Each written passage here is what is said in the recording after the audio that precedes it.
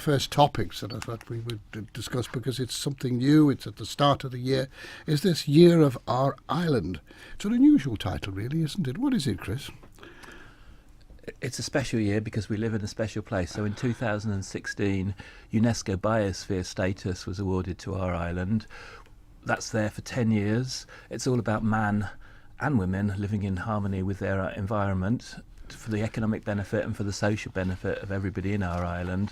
And what we're doing in this special year is we're celebrating what we've got here already, and in some cases making up for some gaps. And the whole year is based around exploring more, doing more, getting out more, and about leaving a legacy to make sure that in future years we can do that. I would see it as being a perfect response to the doubters out there. There are dark skies around our island's politics and around our island's economics, but I think in the last 3 or 4 years we've put the foundations to go beyond those dark skies, and this is all part of that feel-good element to bring back confidence so society and politics and the economy recovers. How did the UNESCO result come about? How did they come to appoint this then, Chris?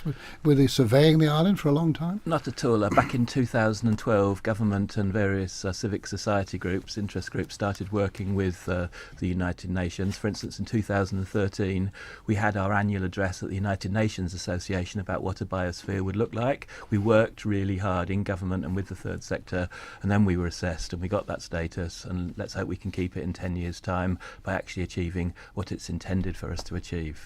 Okay, well, let's go back to the Year of the Island thing. Daphne, you're involved in this too. National celebration of the qualities. What are you hoping to do? What do you think will happen? I'm very excited, actually. I think anything could happen. The point is, we launched this last week to a group of creative people who come to our regular Thursday night at Noah's every month, and there is a real buzz of energy and imagination exploding all over the little scribble pads on the tables. Funding has opened for anybody who has any idea of a little project that they want to take on this year. They can put in for a small amount of funding to assist with that.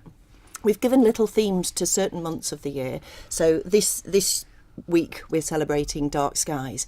And I think the beauty, as Chris was saying, it's go out more, do more, enjoy more, and take part more in things like voluntary events. But also the point about dark skies, anybody can do it in their back garden. You can just go out and look at the sky. You can download the guidance that's on the website to see what you're looking at. And then through the year, there are other themes. For instance, in March, we'll be celebrating the great outdoors, which we have in abundance on the Isle of Man. April is about the community.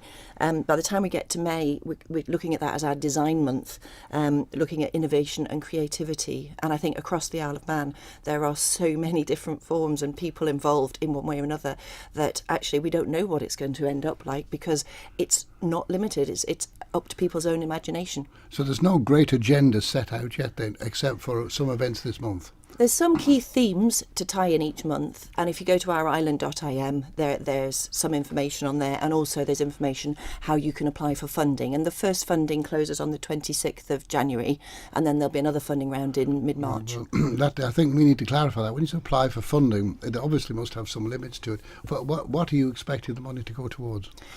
Anything that individuals want to put on. If there's, it could be in the field of music, it could be an artistic installation, it could be a creative project.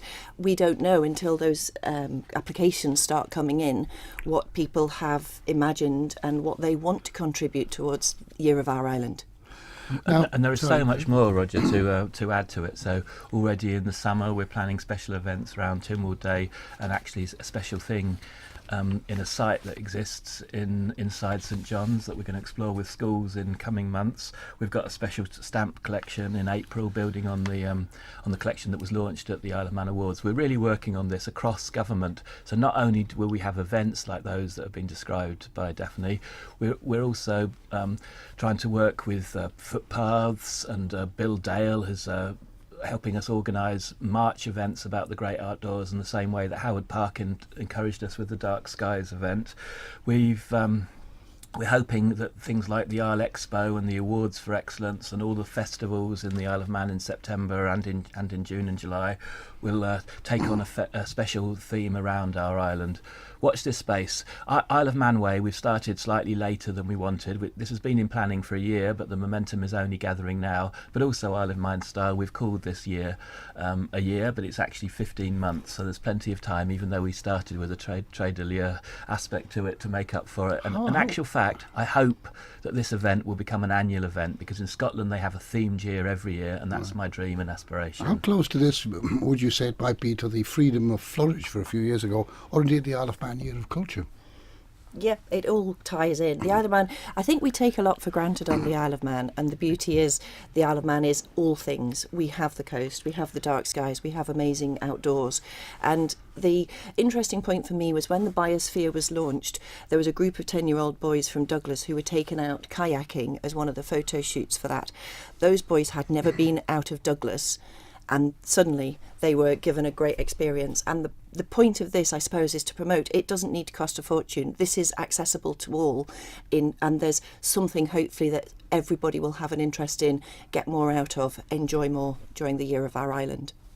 And you make a very good point there, Roger. In 1979, we had our Millennium Year, and that reactivated politics. In 1985, we had a special year about sport, and from that came the Island Games and the NSC. We had a special year about heritage transport in the 90s, I think it was 93 or thereabouts. As you say, we had Year of Culture in 2014, and this, I hope, will have the success that those years have had.